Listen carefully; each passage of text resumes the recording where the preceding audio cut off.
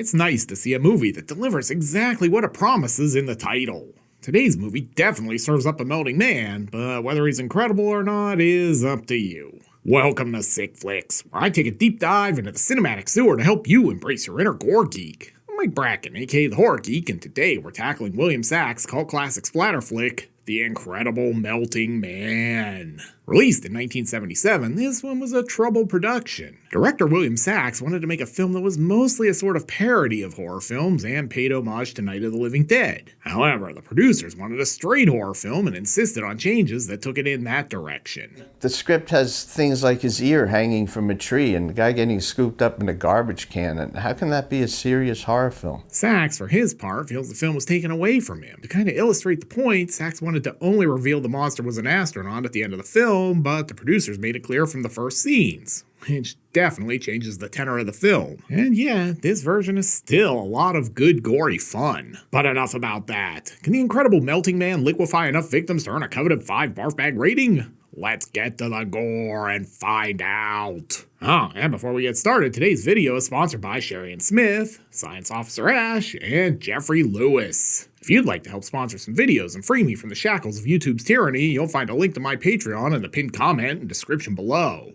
And now, let's get bloody. We fade in on some sciencey looking stuff.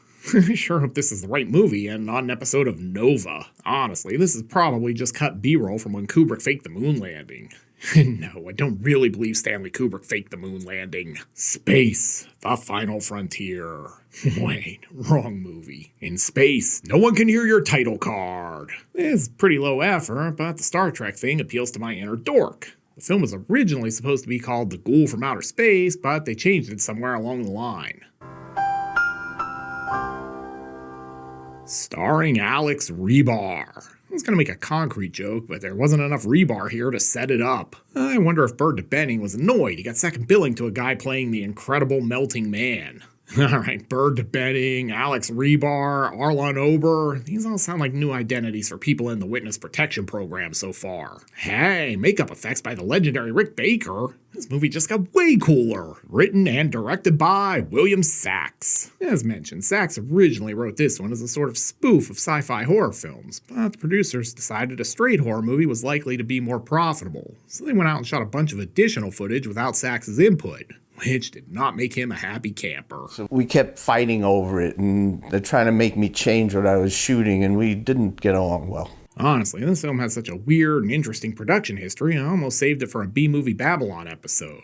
But Rick Baker Gore made it a no-brainer for Sick Flicks. At any rate, this one was absolutely a compromised production, said to have been inspired by 1959's The First Man into Space and 1955's The Quatermass Experiment. Sack, however, had never seen either of those films, and his original script was quite different before the producers started interfering in the post-production phase of the film. Sack would also helm several more films during his career, including Galaxina, and he also shot additional scenes for Exterminator 2. Anyway, back in the movie, these astronauts appear to be spacing out. I mean, you know what they say about astronauts. They're generally guys who need their space. Stock space footage. Drink. Ground control. This is Major Tom. And it's pretty early for a great moment in horror film acting, but here we are.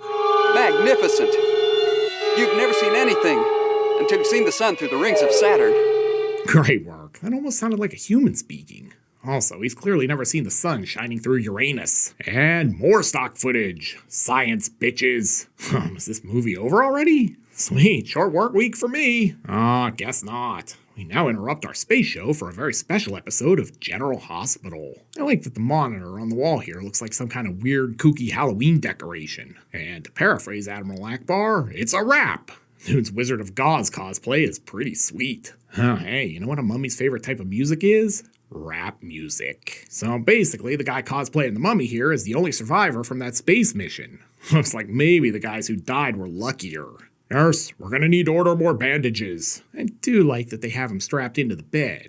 He'll be safe if they have to make any sudden stops. Oh shit, I have dishpan hands. I told those guys we needed more Palmolive. Do kids even remember Palmolive? Christ, I'm old. Oh yeah, he's looking great. He probably better order more Sky Rizzy, too. And it was at this moment that Astronaut West decided he wasn't just going to be any melting man, he was going to be an incredible melting man. And he's pissed off. I mean, watch him pimp hand the shit out of this light. Random slow-mo. Because why not? I mean, we gotta pad the runtime somehow. Oh shit, she just Kool-Aid manned her way through the door. Oh yeah. Also, what the hell is psychoradiological research? Never mind, I'm sure at least 15 of you will leave me an SAT essay answer in the comments. Great, now the cameraman's chasing her too. Come back, you have more scenes to shoot. Oh good, the Ghostbusters are here. It's been a rough day for me, Steve. I had one come back to life during the autopsy. Great Gus Fring cosplay, though. Then things get weirder. Don't mind me, I'm just going to interview the cadaver for my podcast. Meanwhile, it's just another Tuesday down at the Springfield nuclear plant. Need to get these TPS reports squared away. I do like that movie A is now calling movie B. Hopefully to invite it over so we can get this thing rolling. Yes, Mr. Burns, I'll check on Simpson over in Sector 7G. We've got to find him. We've got to get him back and reconfine him before he hurts someone. Doubt he has. Anyway, not only is our astronaut melting, but there's this. I don't know why, General, but he seems to be getting stronger all the time. I'm no doctor, but it was probably all the Tren you gave him to speed up his recovery. I don't know about you guys, but I feel like we've earned a break. So let's go fly fishing. I think this dude is basically just fishing in a puddle. Also, he looks a lot like Willie from Alf. This is probably how he decompressed after dealing with the puppet all day. That being said, I'm guessing he'll prefer the puppet after getting slimed by this gooey hand, though. Not gonna lie. A river runs through it would have been a lot cooler if there was a melting man in it. Back at the hospital, Dr. Nelson has news. Judy's pregnant again. Hey, that's great. Great, thanks. Way to be enthusiastic. Yeah, great. Another mouth to feed on my doctor salary. I will say it's fantastic they decided to record the dialogue while this machinery was running, though. Remember now, his mind is so completely decomposed that by now there'll be no rational moves. Back in our other movie, it looks like our fisherman is about to head downstream. Back in one of our other movies, the general's like, I guess I better head on over to the main plot. And look at this wipe. Fancy. Clearly, Dr. Nelson is not happy about the general hanging up on him. That bastard hung up on me for the second time today. Now, is Linda Day George here? Show him how it's done. Bastard! Bastard! You can definitely tell this is the 70s because everyone's got on their polyester leisure slacks and casual turtlenecks. It's also kind of wild this decapitated head is basically a major character in this film right now. And time for a smoke break. Then this other random girl shows up and says exactly what I was thinking about this movie so far. It's awful. Back with our title character, things are getting gooey. Hell yeah. No, not like that, you pervs. I mean, he's melting and leaving liquefied parts of himself everywhere. The kids head off for some hide and seek, but all they find is the incredible melting man. How high shall I count to? 50. Not gonna lie, this girl might be the best actor in this film so far. I don't even know if we can show the melting man here, but if he's this melty with over an hour to go, I'm not sure how he's gonna last until the end of the movie. Not sure he should be out in the sun with no skin. Probably gonna get burnt. And the docs are tracking him with a Geiger counter. I never knew I wanted my very own Geiger counter, and then one day it clicked. Oh wait, it looks like he's just interviewing rocks for his next podcast episode. Great, now he's melting on the plants. Hi, could you tell our listeners what happened here? I'm sure they'll believe you. Oh yeah, this movie is off the charts. Yes, Dr. Nelson, these trees would love to make a statement. I'm guessing it's leave. Great, our title character has fallen to pieces like this is a Patsy Cline song, and he's littering. Oh, God, it's his ear. Over in another movie, this guy's running the old I'm a fashion photographer scam. Ooh, and he's escalating. Now take your top off. Let me take my top off. He's getting pretty handsy too, but he's not the only one. Alright, who's ready for ribs? Great shot here. Just block the whole camera, guys. No need for us to see anything. And let's just watch them drive over to the main movie in real time. Oh wait, they must have forgotten something. Hey, nice of you guys to join us in the A-plot. Why does this guy look like Gordon Jump? Shouldn't he be down at WKRP Studios harassing Dr. Johnny Fever? The good news is Dr. Ted's gonna offer his diagnosis. I won't know for sure until we get him to the morgue, but preliminary cause of death seems to be that he has no head. Oh god, they got Carl Malden to be an extra. Well, it looks to me like that it was done by, like a wild animal. Like a bear.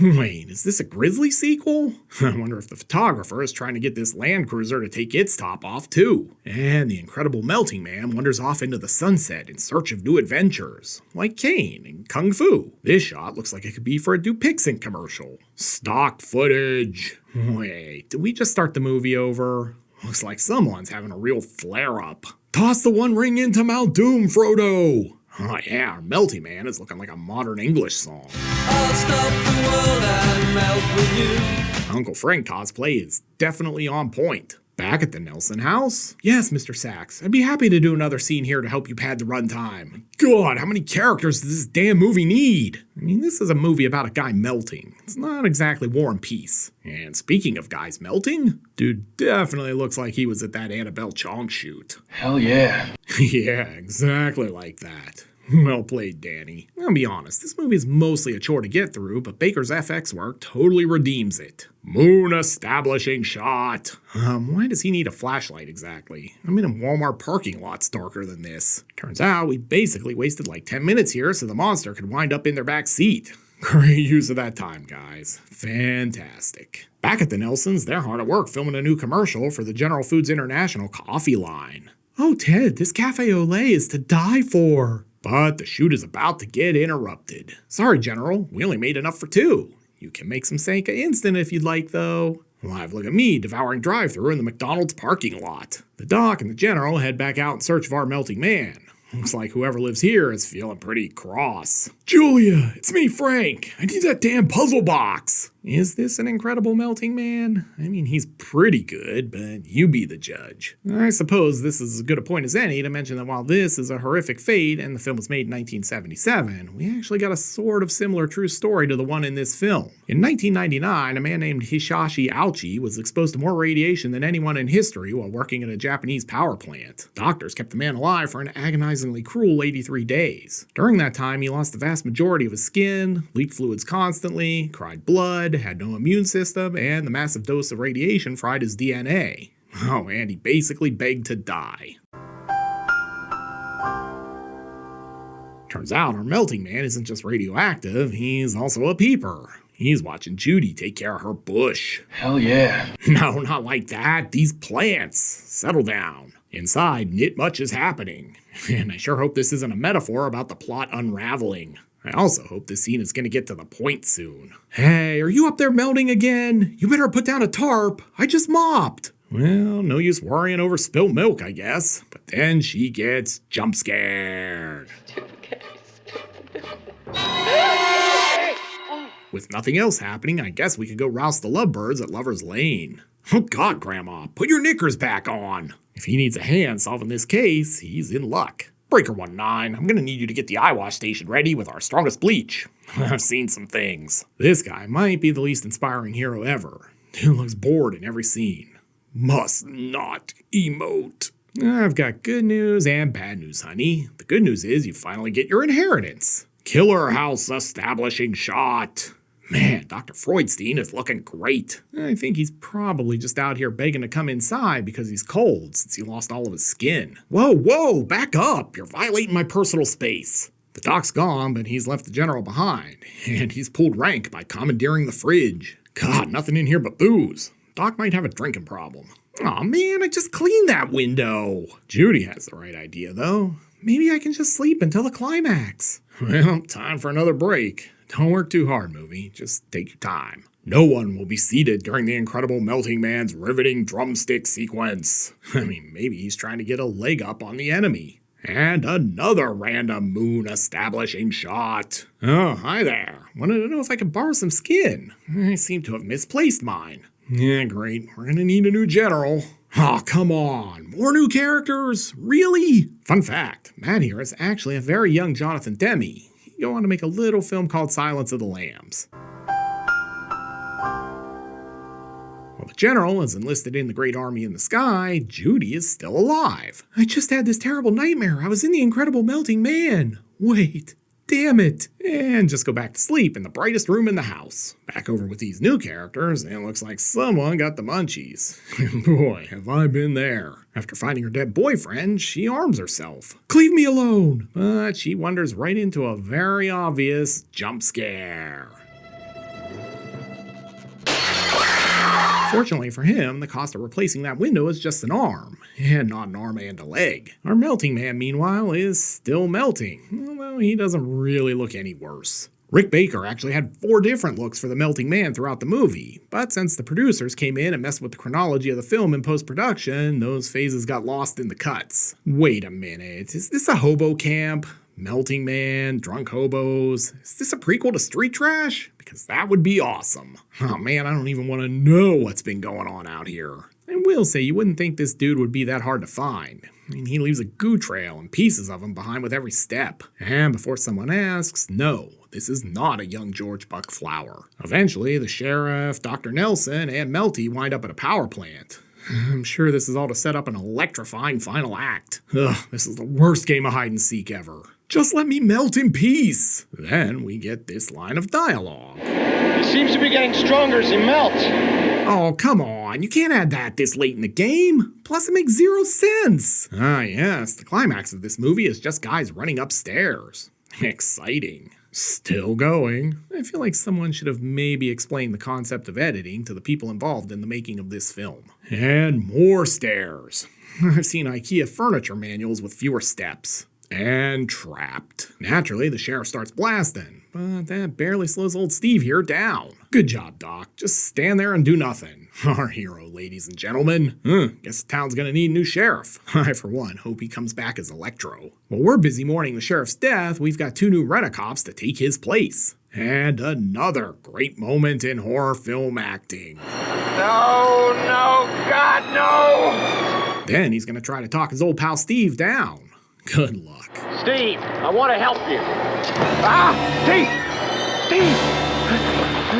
I love that Ted is basically just standing behind a girder, holding on like he's being suspended over a long drop. Things look bleak for Ted, but Steve finds his last bit of humanity and saves him. But he should have just let him go, because these rent-a-cops are trigger happy. Ted's dead, baby. Ted's dead. Steve's like, oh yeah, those guys totally hit the spot. For the makeup effects here, Baker made an oversized helmet for actor Alex Rebar. They then painted it in flesh tones and added a bunch of gooey syrup and paint. They had to continually reapply the concoction, so by the end of the day's shooting, Rebar basically had a second skin made of the gooey concoction. Help me, I am in hell. And now he's really melting, and there's no way ProTube will not demonetize me over this. This is really some great Rick Baker work. And interestingly enough, Rob Bottin worked on the film uncredited, so you got 2 legends on 1 film. The job had such an effect on Bottin that he would recreate the idea of the melting man when Paul McCrane meets a similar demise in RoboCop. I guess maybe we can show this, but none of the melting head stuff for sure. I'll be honest, I'm very bummed I can't share this with you. It's some great effects work. Seriously, it lives up to the promise of the title. And then it's a new day, and here's what's left of Steve. And stock footage of a new launch. And cue credits. So, what have we learned from the incredible melting man? Well, for starters, the top-notch splatter effects can make up for a lot of other shortcomings in a movie. Rick Baker takes what's a fairly ho-hum sci-fi horror flick that feels at least a little bit like the Stephen King story I Am the Doorway and elevates it into something of a gore classic with the makeup effects. The best part? Baker didn't really want to do the film, so he asked for an exorbitant amount of money to be involved. To his surprise, they agreed. And the film is better for it. But enough about that. Can the incredible melting man dissolve into enough goo to fill 5 barf bags with splatter? Let's go to the gore card! In terms of gross anatomy, this one delivers. We've got one gooey melting man who's literally falling to pieces. Lopped off appendages, decapitation, and the absolutely fantastic final meltdown. It may not seem like there are a lot of things on the card today, but the work that went into turning Alex Rebar into the Melting Man is so good its value can't be understated. Because of that, I'm happy to award the incredible Melting Man the full 5 barf bag rating. This one is definitely a sick flick. Looking for another movie filled with gory melting people? Then be sure to check out my review of Street Trash. You'll find a link here on the screen. I'll meet you over there. Until next time, I'm Mike Bracken, aka the Horror Geek, bringing you all the splatter that matters.